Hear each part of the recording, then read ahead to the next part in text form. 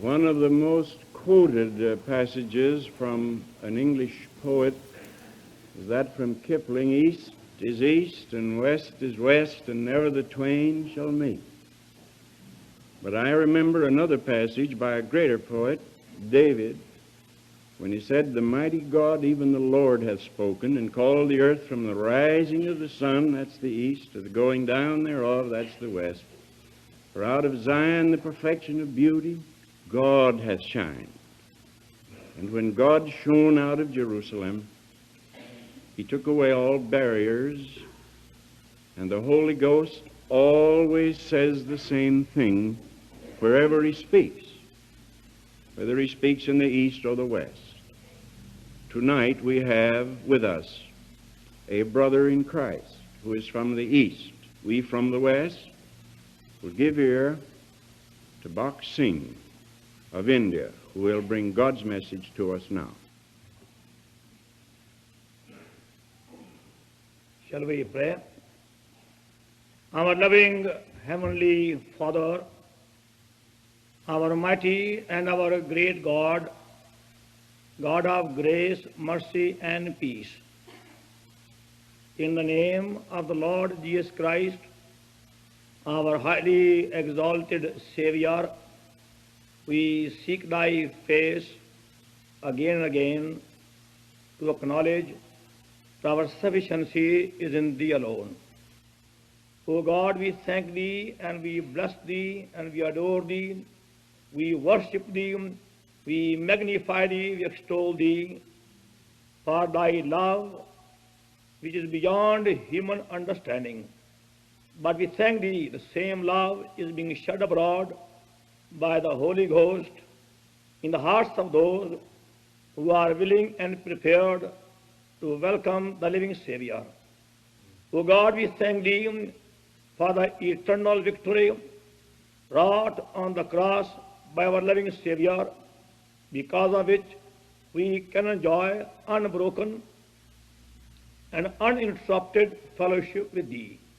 Loving Father, we adore thee and magnify thee for our share in thy fullness, for our rights as thy redeemed people, as thy purchased possession. We thank thee for the efficacy of the precious blood of the everlasting covenant. We magnify thee for the gift of the Holy Spirit. We thank thee, loving Father, for thy living word, and we praise thee for the gift of Christian fellowship, through which we are inspired and strengthened.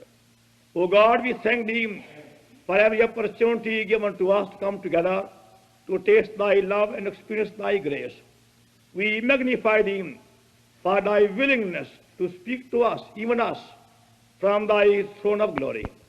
We humbly ask of thee, thou mayest speak to all of us this evening hour. Do draw away every eye from man, and let every eye be fixed upon thee alone. O God, we claim victory over the enemy's seen, unseen devices, and we claim for everyone a worthy portion of the heavenly feast. O God, come to us. We humbly pray that thou mayest show the secret of seeing thee working in a mighty way in every part of the world in these end days. We believe this is thy desire, and we call upon thee with great faith, that we might see the stream in the desert. Lord, come and help us now as we pray with thanksgiving in the name of the Lord Jesus, our loving Savior. Amen.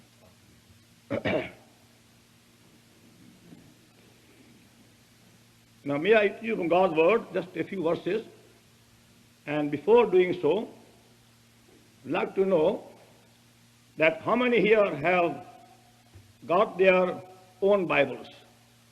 That's the first thing we know in India, that those who come to our meetings, they're expected to bring with them their own Bibles, and full Bibles, with all chapters and all pages, with their own name, not a borrowed one. And those who have the Bibles, will you please show them this time? And those who haven't got them, now may I request you, kindly make it a simple practice. I thank God that he taught me this one simple lesson. And on the very first day of my conversion, never to go anywhere without my Bible. I praise him. This book has been my companion from the very first day of my conversion. I know we can receive much blessing from God by honoring his word.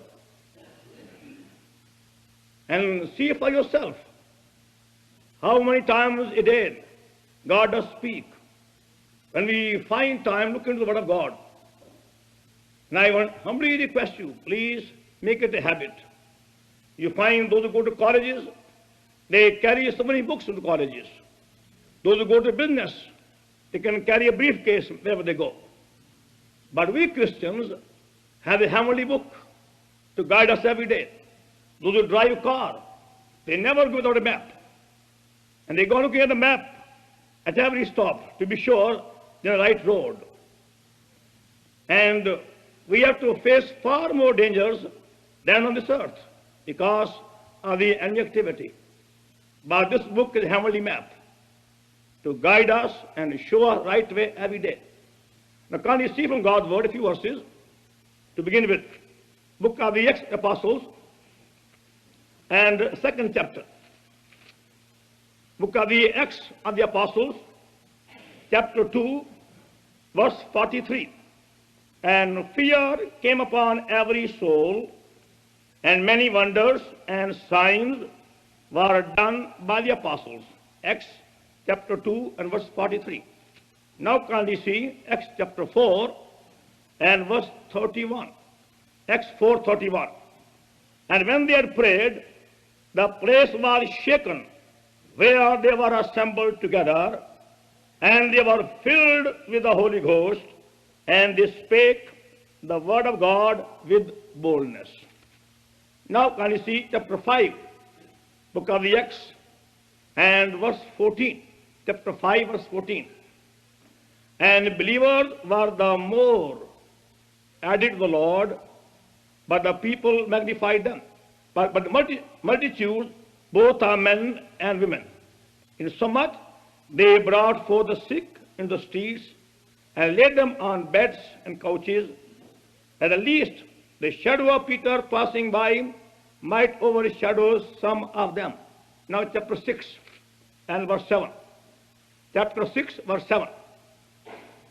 And the word of God increased, and the number of the disciples multiplied in Jerusalem greatly.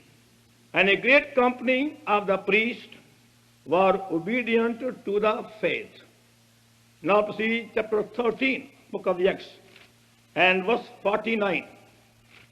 Acts 13, Acts 12 first of all. Acts 12 and verse 24. Acts 12:24. But the word of God grew and multiplied. Now Acts 13 and 49. Acts 13:49. And the word of the Lord was published throughout all the region. Verse 52. And disciples were filled with joy and with the Holy Ghost. Now chapter 16 and verse 5. Acts 16 and verse 5. And so were the churches established in the faith and increased in number daily. Chapter 19 and verse 20. Acts 19 and verse 20. So mightily grew the word of God and prevailed. What I am going to say to you this evening can be summed up by these few verses in the word of God. The Lord Jesus Christ sought me and saved me and became my personal Savior on December the 16th, 1929. When I was having my training in Canada. At that time, I had become an atheist or a free thinker and used to boast in my knowledge of science. And I would say very proudly that we scientists and we doctors and we engineers are the only persons through whom we can bring peace and prosperity. At the same time, I had become a slave to every vice and sin during my 2 years stay in London, where I was studying engineering from 1926 to 28. During my stay in India, I used to hate Bible. I was given a Bible in the year 1919 by the Bible Society in Lahore, Pakistan, and to show my hatred for Bible and Christians and the Lord Jesus Christ, I tore the whole Bible the very same day. I was so blind, utterly blind. And when the Lord Jesus Christ became my Savior, at that time, I had the least idea about the meaning of salvation. I never knew the meaning of new birth or atonement or justification. Also, I never knew what's Old Testament or New Testament. I knew one thing: I was a great sinner, and the Lord Jesus Christ gave his body to be broken for me. He gave his blood for my sins, and I believed it. It's a long story, but without hearing a sermon, without any man coming to me in my own room, just by myself, I was born again. I thank God for the happy day when my night was turned into day, when the Lord Jesus Christ became my personal living Savior. And in less than a second, he took away from my heart every taste for tobacco, for liquor, for cinemas, for theaters, for dancing, for novels, for magazines, and worldly fashions. And he gave me a new love for all men. And he gave me a new hunger for the Word of God.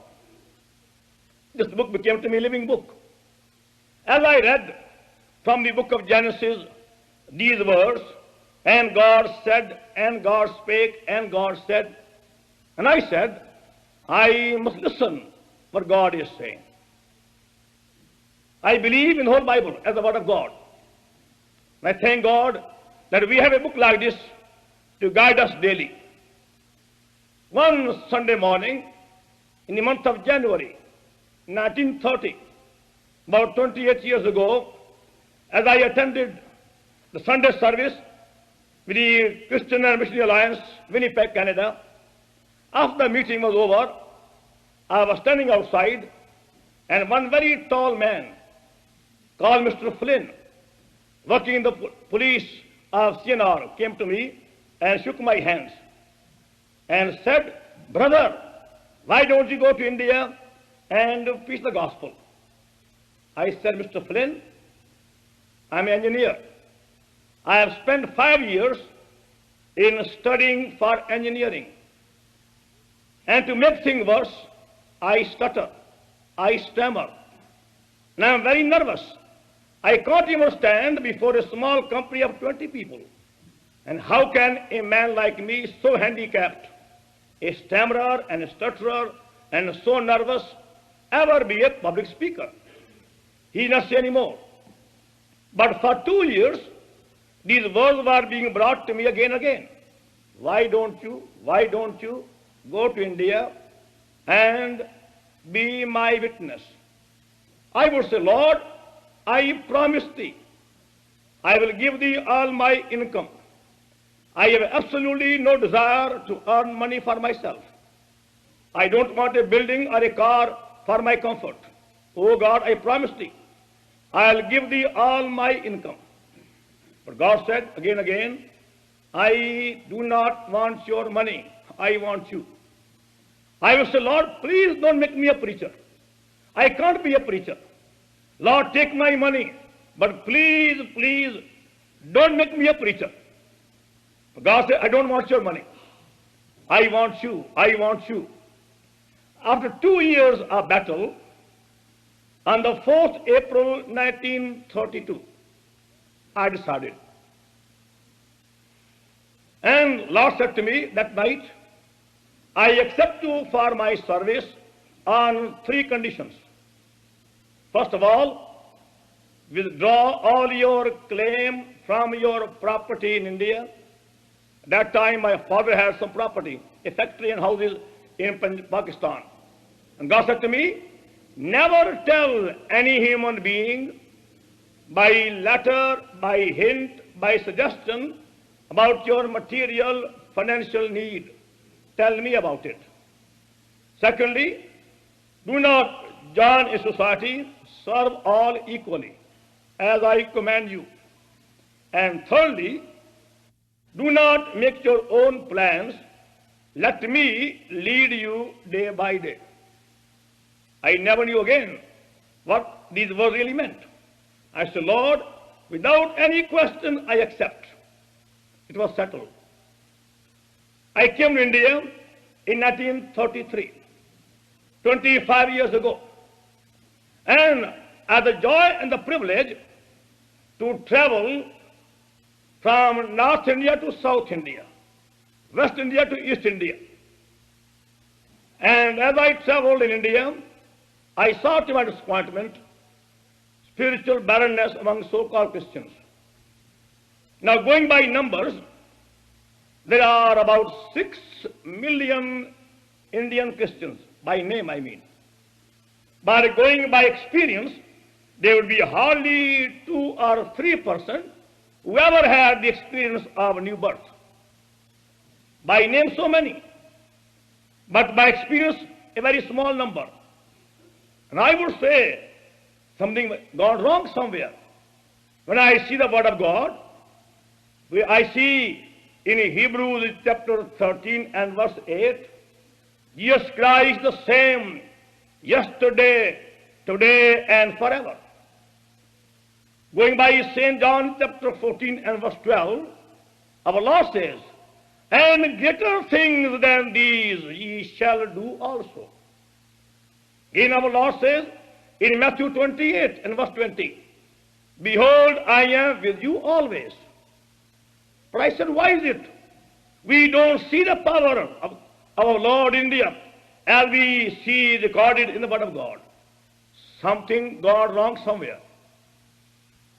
And I saw in St. John Gospel chapter 6 and verse 12, where the Lord Jesus Christ is giving to his disciples a commandment, go and gather the fragments that nothing be lost. So I said, our Lord does not like wastage. If he has told the disciples to go and gather the fragments, nothing be lost. But I find much of the money and the time which is spent in the name of Lord is being wasted. Much time being misspent, money being wasted. Why is it? Something wrong somewhere. One day, as I was going in the city of Karachi, giving out tracts, I saw one Hindu, a graduate. He said to me, Mister, why did you come to us, Hindus, and give these books? You go to your own Indian Christians and see their state. He said, in which way they are better than we are? He said, they smoke and we smoke. They go to cinemas and we go to cinemas. They quarrel, we also quarrel. They have jealousies and so have we. In which way your Christians are better? Then he said to me, you show me one spirit-filled Indian Christian in the whole city of Karachi, and I will be a Christian today. What a challenge. Now, going by name, there were 5,000 Indian Christians, Protestants in Karachi at that time, and 14,000 Roman Catholics. I couldn't even show to him one person who can be truly called, as the Bible says, a spirit-filled Christian. Christian name, but no Christian life. Christian name, but no joy, no light upon their face, living in defeat and shame. And same also in America, you find many Christians have a Christian name, but very few have the real experience of living Christ. We generally in America, people feel sorry for Indians and they say, poor Indians. But in India, we say, poor Americans. Poor Americans. It's quite true. Because we say they have money, they have wealth, but poor spiritually. That's our burden in India. America is going down spiritually.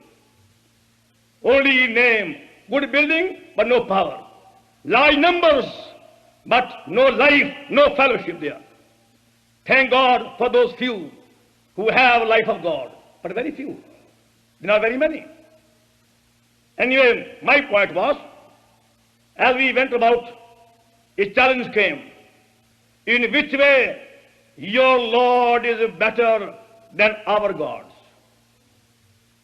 I had to be honest.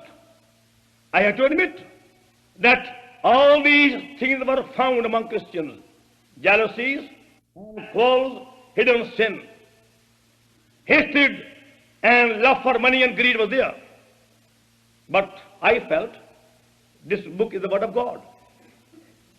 I believed from the beginning of my conversion that the Bible answers every question. And no man can answer it but the Bible. So I began to pray, Lord, that Hindu has given a challenge. Please give the answer. I believe thy word has the answer. Oh God, give the answer. The Hindu says, show me one good Indian Christian, spirit-filled, and I will be a Christian today. However, as we went on praying, the Lord began to work. From 1936, 1941, for 5 years, we were privileged to conduct many large gospel revival campaigns in cities and towns and villages of many parts of India. So I thought that by seeing some revival, we will be able to have at least some answer. However, God is faithful. We saw something. As we went on praying, God began to work. Then we saw that God began to work and many were born again. We saw in the meetings as many as 300, 400, 500 being truly converted upon their faces before the Lord. Not merely showing hands as they have in America. They were converted, feeling sorry for their sins, seeing their sin, shedding tears of repentance, putting things like God and man. At the same time, we saw many coming forward to be prayed for healing, and they were healed. But when I went back after a little while, I discovered again that many of these believers were again backsliding. What a shock. That even though we saw the fire of God falling in many places, and we saw people being converted in large numbers, and we saw them in tears, repenting of sin, putting things right, yet after a few months, a large number, 90%, 95%, a large number of the so-called believers had lost their joy. Many had again gone back in the world. They again began to smoke or drink or worldly sins. First I thought, well, we have done our duty. If local pastors fail in their job for the follow work, they will give account to God, not we. But in the year 1941, God began to again speak to me clearly. God said to me that evangelists are not only responsible for people's conversion, but also they are responsible for their growth. We can't have children and then again leave them on roadside. We must make some provision for their spiritual growth. So I decided we read the book of the Acts of the Apostles and the epistle to Ephesians again upon knees. I believed that from the two books God will give you answer. How did the Holy Ghost work in the early church? And what is the conception of God for His church? Because we see in the Epistle to Ephesians God's thought for His church. As you see in chapter 3, Ephesians and verse 10, God's grand and lofty purpose being made so clear, God's manifold wisdom to be revealed through His church unto powers, principalities in heavenly places. So I said, God has a high purpose for His church. God's vessel is His church. Then I saw in chapter 4 of the same epistle that God gave apostles, prophets, evangelists, pastors, and teachers for the work of the ministry, for the perfecting of the saints, for the edifying of the body of Christ, till we all come to the stature of Lord Jesus Christ.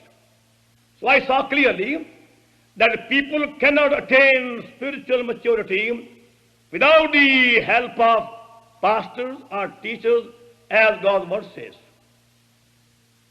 It's not by just mere Bible knowledge they grow spiritually. But how to begin now? I could see clearly that what they call church is only a building. There are very few places which are fit to be called the church of Lord Jesus Christ. Because our Lord is not after numbers. Men may go after numbers, but Lord wants a living church. And that's why we are called by that name, the body of Christ. Because life flows. There can't be a dead member in the body of Lord Jesus Christ. It's a living Christ, the living Savior. And every member in His body must have the same life which He has. Living member, we must have a strong foundation. Now, as an engineer, I learned one thing, that before we start building a building, we must sit down and draw a drawing. There must be a plan for a building. You can't build a building without a plan. And secondly, we must have a deep foundation, strong foundation. And thirdly, we must have good material for the building. And fourthly, we must have able, skillful workmen, architect, masons for the building under one architect. And same you see in God's word. According to 1 Corinthians chapter 3 verse 9, Paul says, ye are God's building. Ye are God's building. And in verse 10, he gives warning, take heed how you build thereupon. It's a warning given to every pastor, every elder, every teacher, how to build the house of God. And I saw so clearly that in many places, they are building on a weak foundation, building on a man's foundation. And that's why we find barrenness in many places. Spiritual barrenness. God is not glorified when we live in defeat, is He? God is not glorified when we live life of shame. Our Lord has prayed for us. Is by bringing forth much fruit, His name is glorified. We prayed, oh God, do a new work in India. Bring us on a strong and a true, sure foundation. Cost what may, but Lord, bring us on a strong foundation. And we decided to go back to Bible for everything. This book had the answer, God's word, but not to be followed blindly. God speaking to us upon our knees. So we have decided that we will pray and go on praying upon our knees till God gives the answer for everything. And we are going to begin the work of God in a new way. And thank God, we have seen God working in India in a new way in the past 17 years. I'm not boasting, but just to share with you what God can do, what God will do when we come on a scriptural, spiritual foundation. Whether we are few in number, immaterial to God. But we must come on a true foundation. God wants a living church, a true church, which can contain the fullness of Lord Jesus Christ. He wants to see the candlestick all of gold. So he decided, we'll begin a new beginning. How to begin now? As we prayed, God spoke to me again from the book of Acts, chapter 28, and verse 30 and 31. Paul dwelt 2 whole years in his own hired house. So we came to Madras city, South India, and took a small house, a very small house with only 2 small rooms, and said to people, we have come here to obey God and to understand from God's word the meaning of his church and the purpose for his people. We told them we have no name and no label of any kind, and we make no claim. We have no members. We are here to give God's word day and night. You come when you can, and you will find here somebody ready to receive you. They began to come day and night. The house became too small. We again prayed, Lord, house is too small, and Lord gave us a bigger house. And that became too small. We again prayed, no Lord, house is still too small, and he gave us a bigger house. We got a house, very big house too. Then a fear came, how about the house rent? Then the verse came in Haggai chapter 2 and verse 8. Silver is mine and gold is mine. And we believed it. We took the house and said, Lord, thy name will be reproached if we do not pay the rent on time. So we promised, Lord, we want to pay a day earlier and not a day late. Secondly, Lord, we are not going to give any hint for money as they give in America. I believe in America, it's only a begging. They all beg. But this is not for God's glory. Oh, we have a living God. Living God. Ye preachers, take warning. Trust God and don't be beggars. What God can give, no man can give. But because of unbelief, we have to give a hint and have very long appeal. Please give money, and give liberally. What a shame.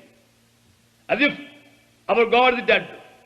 Oh, we testify we have a living God and a true God and a wonder-working God. We decided we will never mention the word money in any meeting. No offering or no collection. God will speak.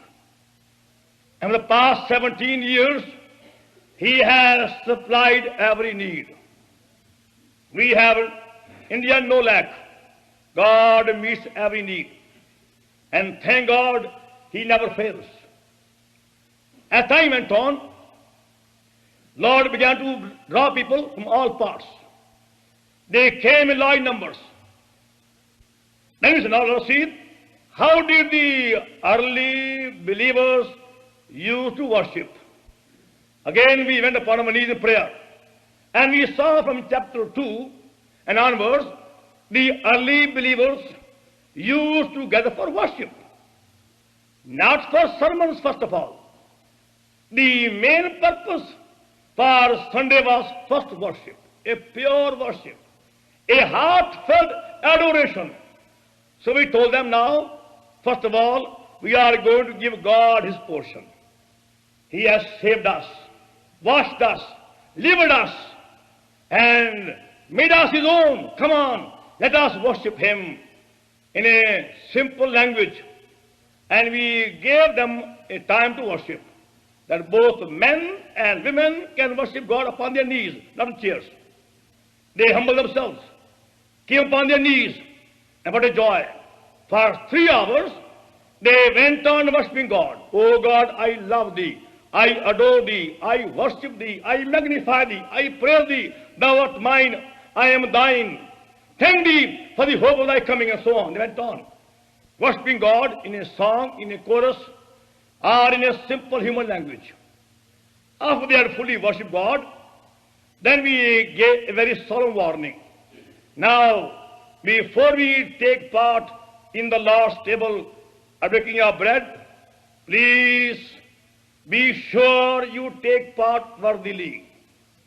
We gave a very strong warning and told them it's a Lord's table and not a man's table. We ask no question, but take part worthily, worthily. Otherwise, you will come under condemnation. And they trembled before taking part. And that's how many hidden sins were put away. They could feel their God was there. Many went home, apologized, put things right, then came back before taking part.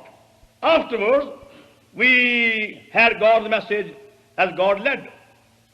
And all was finished, then we had love feast, a common meal sitting together. And then for open air afterwards. On the average, we are spending 6 hours every Sunday. That's the least. 6 hours in adoration, or prayer, or worship God. And afterwards comes God's message. Then go out in the streets. Imagine 300, 400 marching in the streets, carrying gospels and banners, singing gospel songs. We have been sent to you by God. We have found the living God, and we have come to share our joy with you. And thus, gospel was taken by the people in all parts, colleges and schools and villages all around, many, many miles away, in a simple way. And it's still going on, not stopped yet. Then we saw clearly from God's word that the early believers were shepherded by elders, as you see in Acts 14 and Acts 20 and other references. So we told the saints, now please pray. God may give us true elders who are men full of Holy Ghost. Not by voting. Again, that's a man's wisdom to find elders by voting. And that's why you find in your committees so many quarrels and jealousies. We have brought ungodly men, worldly men, Jebusites in these church councils. They were never called by God to be elders. They were only called by men, by voting. Because of their wealth or their position, they become elders. Men who have no time even to pray even. They have no business to be on church committees. But we said, now, go back to the Bible. We pray for 6 months. Oh God, give us shepherds of thy own heart. God, give us elders, men full of Holy Ghost. After 6 months of prayer, we found 3 men. And we mentioned their names in the meeting. And said, as far we know, these 3 men are showing signs for eldership. But by scripture, they must be proven and tested. If they are found blameless, then and then only they will be set apart. So kindly watch them. And in case you have anything against them, come to us with a Bible and 2 witnesses. And we gave the believers 1 year and 6 months to watch. Again we appointed a week of prayer and fasting. Now please, has anybody got any charge against these 3 people in their family life, business life, and church life? Watch, tell us. Any charge, please come with a witness and a Bible. Nobody came. Then the whole day we fasted, prayed, and they were set apart as elders. And they became before God responsible to shepherd God's flock. And we moved on, next place. Then kept on moving from place to place as Lord led. began to pray whole night, whole day. Lord, tell us now where to go, where to go. God has a heavenly plan to follow. And by heavenly plan, now we have gone to all parts of India and Pakistan and Ceylon. And God is working. Then we saw, now, what about these believers living in lonely places? And we decided to have holy convocation. That people living very far away, 500 miles or 1,000 miles away, can come for about 1 week of fellowship. Here in Chicago, you can't find room for 25 people. But in India, we have to accommodate 5,000 people. We tell them, we'll provide food and shelter for all who come. You can come with your families, also your children, and we'll receive you in the name of Lord Jesus Christ. And also, we make no charges. We tell them, you are the guest of Lord Jesus Christ, not our guest. Thank you, first of all. You want to give something, you pray, and then take part. And Lord supplies. Imagine 5,000 to be fed for 9 days, and 4 times a day. And also given a full meal. And above all, Lord save souls. Last time, we baptized in 1 week 385 people. What a joy to see them testifying with a shining face how the Lord Jesus Christ has sought them and saved them and changed them and transformed them. Now they go in the water. He died and I died. He was buried, I was buried. Rose again. Now so am I. Among them, there were many, many Hindus. This goes on in many parts of India. As I see the word of God is true. We are seeing these things in a partial way, but we believe it is meant for all people. Many have come to us for prayer for healing. We quietly pray, and Lord heal them. And we have never mentioned even healing in a meeting. No healing campaign, and yet every day God heals. Praise God, He is the same. Same in every country. Same for every believer, and same in every age. We may change, He won't change. We are changing, and we believe unless we come back to Word of God, we shall remain spiritual beggars. We have to go back to God's Word on a strong, sure foundation, on a shaking foundation. We are here being received in America, thinking, taking pride. We have a $1 million church building. What a pride. But my question is, who lives there? These buildings won't please God. It may be a stone building, or a brick building, or a mud building. But question is, does God live there? Does God work there? Does God speak there every day? Then it's a church. Otherwise, only a building. And may God do a new work in America. When God will speak every day, when men will come upon their faces before mighty God and say, God has spoken to me. In America, they magnify preachers, magnify speakers, go on advertising so and so, a worldwide fame, but a spiritual poverty. Unless you use films, you can't draw people. To us, it's a poverty. When you need films and these slides to draw people, oh, pray upon your knees, go upon your knees, then God shall work mightily. Otherwise, you only have babies. Just like babies, they want toys and to be entertained. We have forgotten that we have a living God and a true God, unchanging God. We might change, God will never change. Oh, please, please pray. God will do a new work in this country. In India, now you find there are believers praying every morning for America from 6 to 8. And every night they pray. Then they have set apart one night to pray whole night for America. 1 day a week to pray for America. Why? So God may give them the secret of hearing His voice. knowing his will, and following him fully as he has said, and not be deceived by crowds and multitude and by buildings and organs. Understand the meaning of true salvation and great salvation. God gives all and demands all. He gives all kingdom. He gives all life. He gives all power. That's why he demands all. Then shall see him working as he worked in the olden days. May God do a new work even now. Shall we pray? Shall we pray upon our knees, as Scripture says? Let us humble ourselves upon our knees.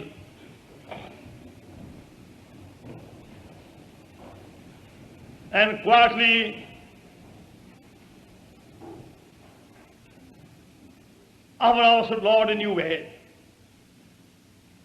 Our loving Heavenly Father, our mighty God and great God, God of grace, mercy, and peace, in the name of the Lord Jesus, our loving Savior, we thank Thee for Thy desire to do marvels among us, according to Thy word in Exodus 34:10. We thank Thee for Thy willingness to stand streams in the desert, according to Isaiah 35 and verse 6. We thank Thee for Thy promise to send rivers in high places and fountains in the valleys, according to Isaiah 41 and verse 18. O God, we thank Thee for Thy promise in Isaiah 43 verse 19 to send rivers in the wilderness. Thank Thee for Thy word in Psalm 78 verse 16 to bring waters from the rock, the flinty rock. Thank Thee for Thy word in Revelation 22 verse 1, send Thy river from Thy throne and the Lamb. Thank Thee for Thy word in St. John 7:38 to bring rivers from the belly of the believer. Oh God, send rivers in America, rivers in desert places, rivers in wilderness, rivers in high places, rivers from Thy throne, rivers from the believers' bellies. Oh God, do a new work in the whole country. We humbly ask of Thee, give us the secret of seeing Thy glory, hearing Thy voice. Oh God, we ask of Thee, Thou mayest speak in a new way, that Thy fullness be truly enjoyed, Thy power be abundantly manifested, Thy hand be stretched out, hearts be softened, bonds be broken, life be transformed, heavenly song be sung in every street, and Thy light may shine upon those who have come unto Thee. O God, deliver us from this half-hearted Christianity, and bring us before Thy throne till heavens are opened. Bless Thy word.